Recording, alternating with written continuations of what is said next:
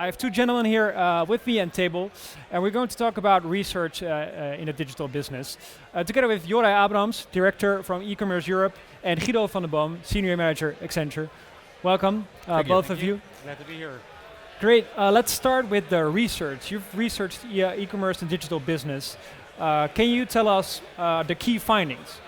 We do a lot of research, but one of our most recent projects has been a study into the marketplaces, the rise of the global marketplaces. Yeah. What we're seeing is that players like Amazon and Alibaba are continuously growing faster than the market in general.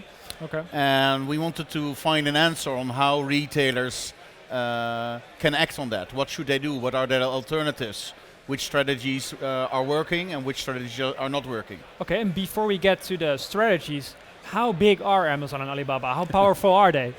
Well, they're huge, and we continue to underestimate them in Europe. In America, Amazon is now bigger than the number 2 till 12 of all the online retailers. Wow. And Alibaba in China has a market share of 60-65% and upwards. And they keep on growing. And they're now both entering the European market. Amazon is already active in the UK, is number one online retailer there. But also in France, they're the number one retailer. In Germany, they're the number one retailer. And retailers are really searching for ways to find their own position in this new market. Because let's say they do nothing, so retailers do nothing. What will happen? What are the strategies of Amazon in the US that we will now see in Europe, for example? Yeah. Well, what Amazon does extremely well is they've a flying wheel. I mean, they have a very low price, they have an excellent service, and while they grow, they keep on lowering the prices and improving the customer experience. And that is a self-reinforcing flywheel. Right. And so retailers who try to distinguish themselves on price or on service are really in a tough spot, because you're now competing with a player who has such economies of scale that it's nearly impossible to compete anymore. So competing on price is out of the question. For most retailers, I think it's not the right way to go. Okay. But even on service, it's going to be a very big challenge. Okay. Guido, how do you think brands and retailers can take this into account, these huge, powerful players that are coming to Europe? Yeah, I think they should really stay very close to their core when it comes to brands. So what is their real brand identity, and how can they use their brand identity to deliver extreme good customer services? And not only customer service in a call center or online, but really develop customer experiences that are outstanding. I think if they do that well, right, they will be able to conquer the Alibabas and the Amazons of this world. And what kind of things within customer service are you thinking about? Is it like same-day delivery, or is it more like a personal touch? I think the personal touch is extremely important. Okay. So whenever brands are really putting a lot of money into making personal experiences a reality, they succeed. Okay. But many old-fashioned brands, let's call them like that, they still tend to put their money into giving away big discounts, playing only on price, right, instead of on price and service and customer experience. And that's where they go wrong. But you just said that also, so competing on price out of the question, but also competing on service is also hard, yes, when you're facing Amazon and Alibaba. Yes.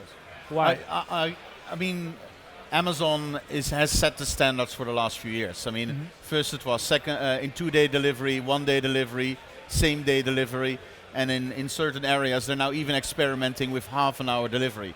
No idea how they do it, wow, but you cannot compete with that. Right. And we even advise our members that use that infrastructure. I mean, if it's not going to be your unique selling point, so use Amazon to offer that service. And I completely agree with Guido that you cannot compete with Amazon and Alibaba on those kinds of aspects. I mean, they're very right-brain companies, very logical supply chain giants. And I think the strength of retailers is that they can also work with their left side of their brain. I mean, create emotion and create a heart. And that's also where, I mean, they have a physical presence, they can create a stronger experience, and that's where they can excel at. And have you seen any great examples of this Yes. left wing thinking? I think a very nice example is RAI in America. It's comparable with Beversport, for example, in the Netherlands and in Belgium. They sell outdoor equipment, and they did several things. They focus more and more on the community, so about really the outdoor freaks, making them part of their service, offering trainings. They're training more than 300,000 people a year, how to ride a bike, how to go outdoor walking, etc., etc. And they're also shifted their assortment strategy from selling products of others to much more creating their own products and making them ideal for their target segments. So they're making their own products. So they're now owning their supply chain. Yes. Okay. So they that's have a the bigger difference. margin as well then. It's a better margin, and also the big benefit is, I mean, if you sell a product which is sold by thousands of other retailers, then on the internet it quickly ends up in price comparison, and then the cheapest one wins. Okay. But if you create a unique product which has been specially designed for your products, for your customers, then you can ask a premium margin, and you're not comparable anymore. Okay. Before we continue the conversation, we're going to have a look at an expert video panel. Guido, you're actually in the panel, so we're going to see you both on the screen and here. And this panel answers statements and questions and guides us through the conversations. Let's have a look.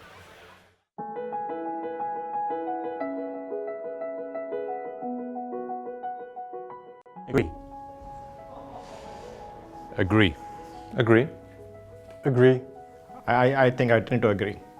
I agree.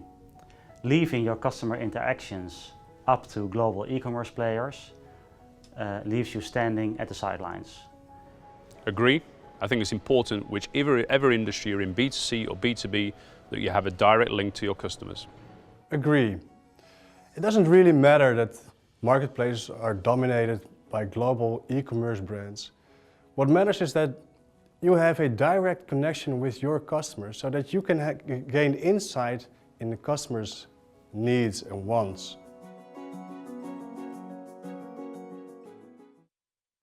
Okay, so everyone agrees that you need direct consumer contact, but you agree as well, right? Is it? I agree with myself. Yeah, you agree with Well. yourself. But is it a realistic wish? Is it still possible to be in direct touch with your customers?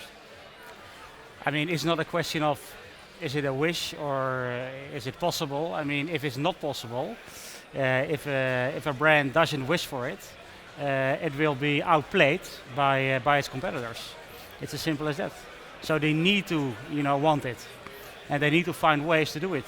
Because I mean, look at yourself. I mean, every step you take, when you wake up, when you go to your work, when you go to lunch, when you go to work again, when you go to bed, what do?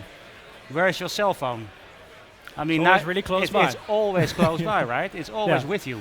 So what do brands need to do? They need to be relevant on that cell phone. And I'm not, provocating a mobile-first strategy or whatsoever. I mean, but it's super important to be there with your customer through means like cell phones, and be relevant there to be top of mind. And is that also, does that fit in a strategy to be more personal, be more serviceable to your customers? Or should you also create content, for example, acting like a media company, basically, to get in touch with your customers? I think it depends on what you as a brand want to be. I agree with Guido that in the end, the customer determines how you communicate, how you sell. So, and most customers now want to do direct business with you as a brand. So you have to be online, you have to sell online, and also find a workable model if you have other distribution channels. And if you want to be a strong brand, then adding content to your brand, adding a community to your brand are very logical steps. It's also some sort of paradox, right? One second. Getting started again here in the arena. It is the perfect time to get a cup of coffee, use those toilets we talked about earlier, or if you are cripplingly addicted to nicotine, go outside, and come back 3 minutes closer to death. But we get started in 13 and a half minutes. Well, as you can tell back home here in Amsterdam, we're about to start with the keynotes again, but before the keynote starts, we'll continue our conversation. I wanted to talk about a paradox, because you mentioned earlier you should also use the benefits of Amazon. So you should use their means for same-day delivery, for example. At the same time, you need a direct contact with your customers. How do you combine that? How can you work with platforms, but at the same time compete with them? I think Amazon and also Alibaba are excellent platforms to go cross-border and use those platforms to sell in Brazil, in China, in Germany, or wherever. It's a great way to test a market, but you also have to be careful that you don't become dependent on them. And for that, you need also your own proposition, your own strength, and your own brand. So, I mean, if you can't beat them, join them. Use the strengths of Amazon in infrastructure, in IT, but make sure that you also have your own things where you excel at. Right. Is that an answer to your question? Yeah, so if we get really practical, you should have your own, at all times you have your own web shop, for example. Unless you're a manufacturing company in China and you're the best at selling a product at the lowest price, I would recommend that you also create your own way to reach consumers. Do you agree, Guido? Well, I tend to agree, but I mean there are also companies, who are in very, very heavy B2B industries, manufacturing industries, that just don't sell their stuff online. But still, the online presence in those occasions is super important. I've been helping a chemicals company, a very heavy B2B chemicals company, and they decided to go online and have a very, very good online presence to several different customer segments in their customers, to be able to communicate to them, to HR, to marketing, to the C-level, to R&D, and tailor their website towards those several stakeholder groups in a company. That's also a way to think about it. Right. And then maybe you don't sell online, but you do sell through your sales force. Right. But that's also a way to look at it. Okay. Thank you very much for sharing your insights. I get this feeling that we have to work with platforms, use them for your own benefit, and at the same time, keep finding ways to get customers to you. It reminds me of hotels. So they use Booking.com for the first time, but when you're there, they give you coupons for discounts if you book through their website next time. Thanks so much for reminding us of that, and have a great day here at the Symposium. Thank you very much. Thank you.